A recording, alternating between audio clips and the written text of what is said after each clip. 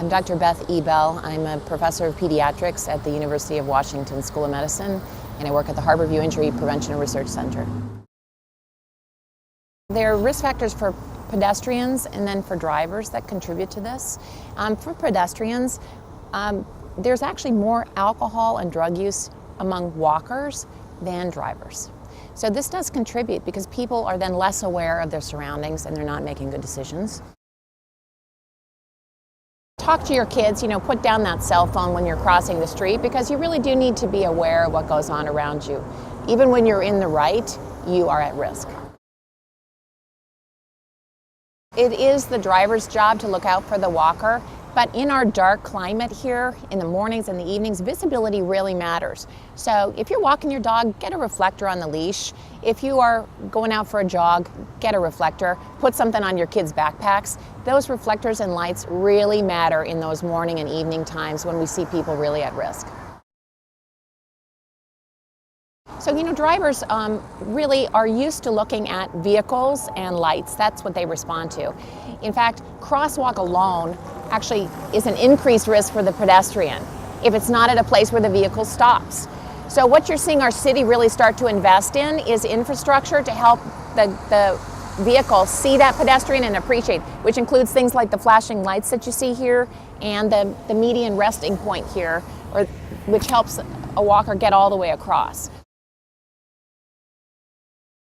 You're seeing photo enforcement around our schools, and that matters because kids are really, they don't know where to look for that car, so it really is incumbent on our drivers to be extra careful to look for those kids. As a city here, it's good for us to have people walking. It keeps people active and fit. It's great for air quality, and it's somebody out of a car and reduces the congestion. So we want an infrastructure that allows both drivers, bikes and walkers to be able to get to where they need to go. And so that's where you're really starting to see these critical things about reducing the vehicle speed in places where there's a lot of people biking and walking. And it matters. It gives time for the driver to see that pedestrian and respond, and it reduces injury rates. We need infrastructure which includes sidewalks and things so it's a safe place for people to walk.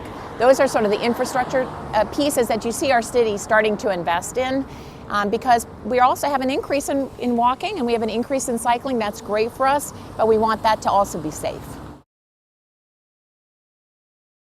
It's a team effort, and this is going to help the drivers too, because again, more people off the road, it's good for the driver. Nobody wants to be in a situation where we all have been, where we're like, oh my gosh, I didn't see that person at all.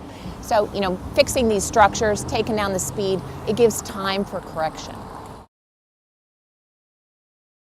These are real challenges for all of us in a growing, thriving city where we want an active commute for people and we want people to be safe. Wait.